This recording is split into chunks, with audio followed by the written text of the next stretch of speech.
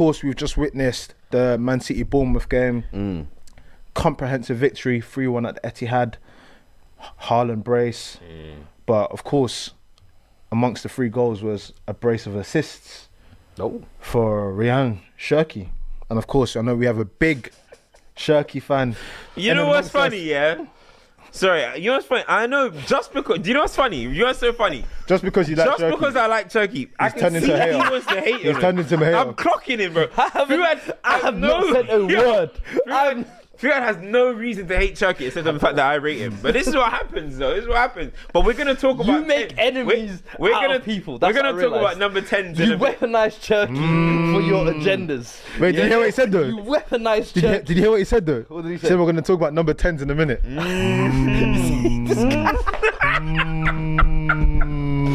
hate this guy, bro. It's uncomfortable. What the fuck? Man, Karate Kid over there. No, is that what you're doing, yeah? Is that what you're doing?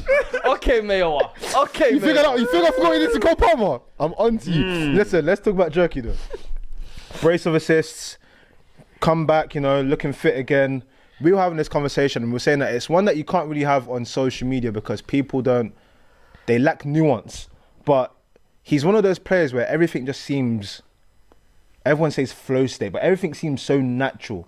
Like you've got high level ability players that are able to make passes, but everything with him just seems so delicate. It's like a genius doing something. And those sort of players, it's a joy to watch them. But then when you talk about that, people are like, well, but he didn't get this many assists, or he didn't do that. It's like, yeah, but just wait for a second. Watch what everyone else is watching and see like the elegance of what's going on. Like there was one moment where he was posted up in the corner for no reason. He's like, I'm gonna try and not make Tyler Adams. When he gave the pass to Foden, like he dragged it on one foot, threaded the pass on another, and you're like, this is pure football.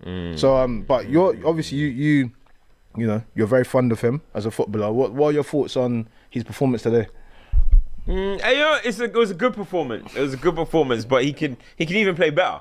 It was a good performance. Good to get the assist because that's all people care about these days. Do you get where I'm coming from? People only care about if you put the numbers down. Do you know what I'm trying to say? So for him to get the 2 assists, Haaland obviously had to do his work as well. You know what I mean? Going through on goal and finishing the way he did.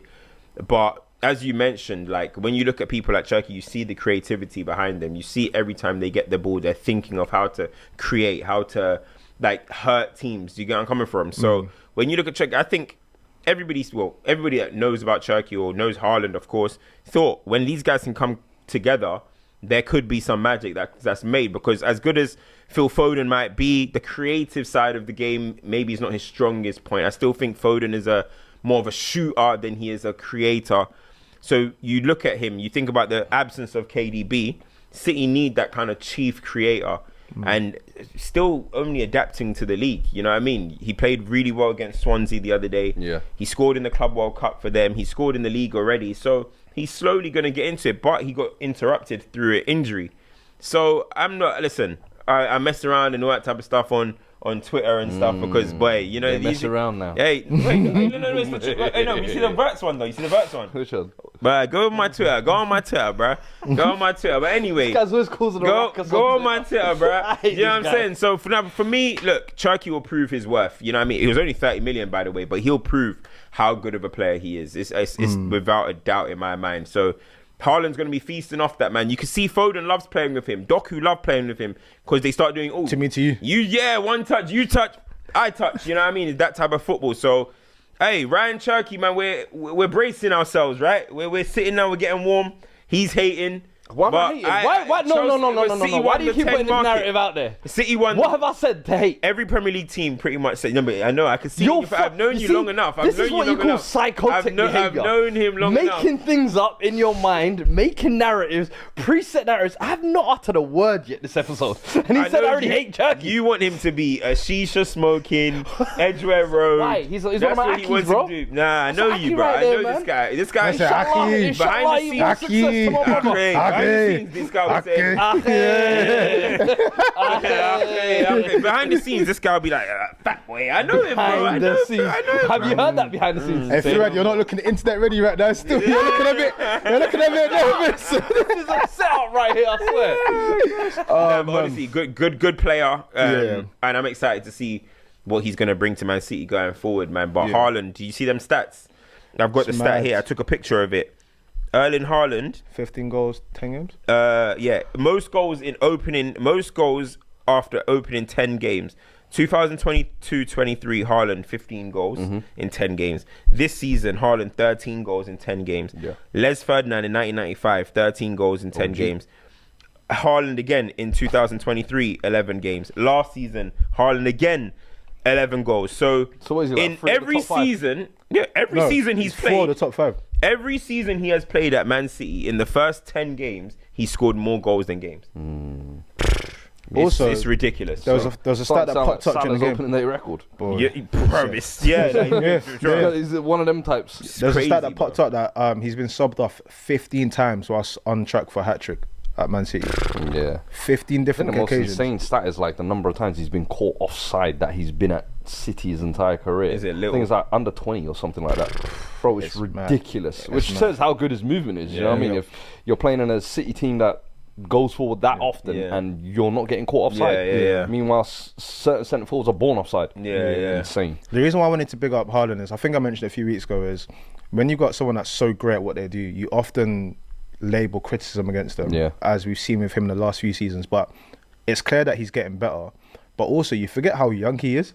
Like, to be performing at the level he's performing, improving, and in a way, like, having fun with it is a credit to him. Like, even like the small stuff, I know it's minor, but like him doing all this YouTube stuff now and everything, bro, he's having a good time. And I think a lot of footballers, when they're in that space where they're enjoying themselves, bro, it's mad. Like, I feel like he's not even scratching the surface of what is even possible. I think today was interesting because O'Reilly scored a goal, and it's the first time in ages that someone apart from him hasn't scored. Exactly, like playing left back, really good. But I think you guys said last week, this is his team. This is his team. Everyone knows it. And the 2 goals, going around the goalkeeper, Cash, beating everyone's just watching you. Like, he's destructive, but it's not looking as brutal anymore. You know, before it was like everything just looks brute forced. There's like a subtleness to his game now, a little bit more, and I'm like, okay. Well, one thing I'm loving about him this season is his finishing.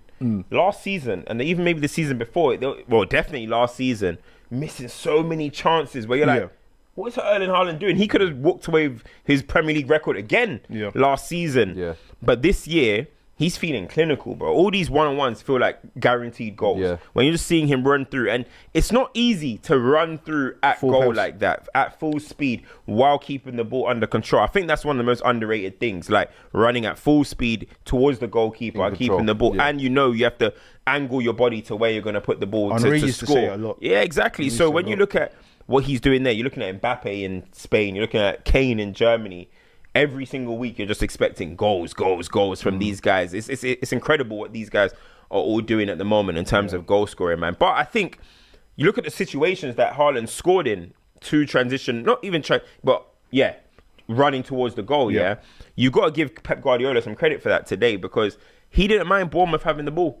He didn't, and I've always said that's why I think he needs to do more to get the best out of him. Second half, they almost created a couple of chances them early. No, Bournemouth were actually all right as well. But then when you look at it, I saw a lot of people online, they were saying Arsenal will never be given that amount of space, but Arsenal always have the ball. And Pep Guardiola's best teams always had the ball. You never saw Haaland in these moments, but now Pep maybe has said, I don't mind. I know Iraiola's going to try and boss the game. You can have it. I've got the best transitional player in the world. I'm going to let you have the ball, and bomb 2 goals just like that. There's another part to that as well. I think for the last little bit, we've mentioned about City's midfield and City's sort of cohesion and how the lack of press has been very evident. In the game against Bournemouth today, you could see at the right times the press was there. There was a hunger, and then you're able to transition a bit better. So coaches have to coach, and you can see that he is coaching a new Manchester City. And of course, Haaland is his mantelpiece. And like you said, Doku's enjoying it. Cherky's come to the dance. Foden's getting a bit of joy. Nico O'Reilly's finding a little slot for Nico himself. Gonzalez, he's playing a lot of games in a row now. He was really good today, I thought. And it's just about how, with City, basically, how long can they consistently win games without having the blip or having that one result? Because that's where City are usually at. You see City coming up in the calendar and you go, that's 3 points lost. We regroup next week. It's where Arsenal are right now. Arsenal, everyone that's playing Arsenal thinks, we're probably not getting anything from the fixture. Can City get back to that level with this current team? It's going to be tough because I still look at the lineup. Yeah. I still look at the team and I'm like, Bernardo next to Nico Gonzalez and then Cherky, Foden, Doku. It's still light, you know what I mean? Yeah. They got Liverpool at Etihad next week. Will Pep go with that lineup that he played today? I don't know. I can see him dropping Cherky, or I can see it. You know, you're gonna see it. He's gonna drop Cherky, or maybe so he could put Bernardo a bit higher and maybe get Rodri in, or no Tijani Ryan. I don't know, but I can see him making some changes there. To be fair, I mean, we'll go to Liverpool later, but he might do something. You know, against the Arsenal game, we were like, "Rah, this is unprecedented." I do that at home though. But imagine I mean, Arne Slot came out and said that the long ball we can't compete with. You've got Erling Haaland. Do they do that? So. That's really, a good point. Like with where we are with City now, the one thing we know is that Pep is open to new ideas, which can be very exciting, or like the Arsenal game can be very unprecedented. We don't know, and we have the argument we had. But it's a good thing I think it's a good thing. It's nice to see Pep Guardiola trying new things. We've not had to see him do that before. It was always his way. Now everyone wants to play 5 massive, big, strong, as you say, real men at the back. He's not dictating what football is at the moment, which is a new space. We've not had that ever. Last time we had that, Conte era for a little bit, and then it changed back quickly afterwards. So now Pep's having to look at what everyone else is doing and find new solutions, and I think that might be a bit exciting and a good challenge for him. It's a good point. That's actually a good point. I actually agree that he's not dictating the game at the moment. What did Mateus Nunes versus Semenyo today? Mateus Nunes looked decent. He kind of won that battle a little bit, you know? Semenyo ain't scored in a couple games now.